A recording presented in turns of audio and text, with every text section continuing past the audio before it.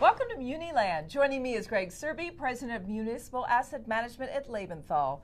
Greg, next Wednesday, the state of Illinois is going to sell $500 million of general obligation bonds. I know you think it's a little controversial. Tell us why. Well, the state of Illinois has had a lot of issues, especially with its pensions. Over the last, really a decade, they've tried to fix the pension, but they've tried to fix it either by selling more bonds, but with very optimistic and unrealistic expectations as to how the pension could grow. So it's gotten to the point where the pension is going to take this year, instead of the 6% of the state budget that it took 5 years ago, it's going to take 15% of the general fund's revenues. So that's a lot of pressure, and it's woefully underfunded. So that's gotten a lot of headlines for the state of Illinois. So what's it mean for clients who are looking at these bonds? What are some of these issues they should be thinking about and deciding whether or not they purchase? Well, the state of Illinois bonds, which when I first got started many, many decades ago was AAA. Now it is the second lowest rated state general obligation.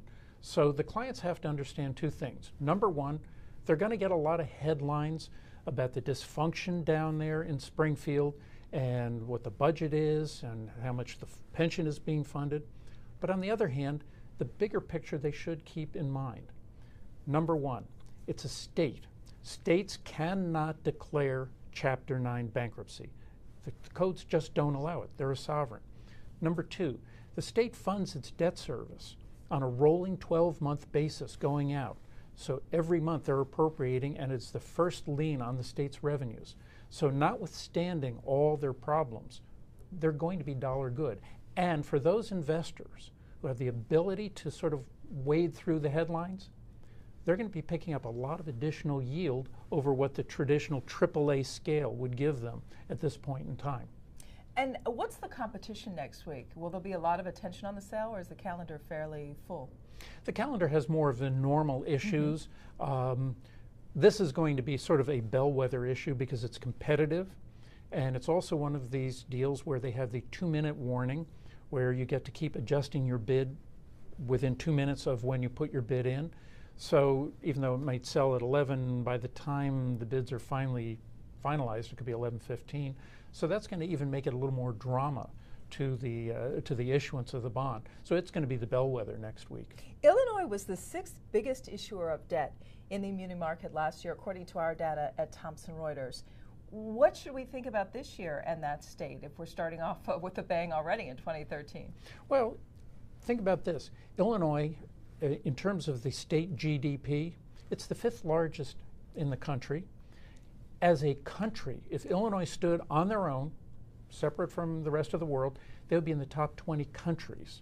So, yeah, they're going to be issuing a lot of debt. They have a lot of problems. They've been rolling over their Medicaid payments, but it's still a big, profound state, and their unemployment rate at 8.7 actually is lower than North Carolina, Connecticut, as well as some states that you might expect it to be. So yes, it's high, but it's not as high as other states, including California. I wonder, in terms of a broader sort of theoretical question, if Illinois can sell GO bonds without funding its public pension liability, what motivation does any state have to fund its public pension liability? That's a perfect question. The fundamental motivation is the 10,000 people who are going to show up at the state capitol protesting when the state has now cut back on their pensions. That's a lot of political pressure on every single congressman, representative, to get the job done and get it funded. After this issue is sold, and depending on how it's received next week, what else would that mean for municipal issuance in Illinois beyond the state? Well, you're still going to see the main issuers coming to market through their normal needs. Everybody's still got roads to repair, schools to build.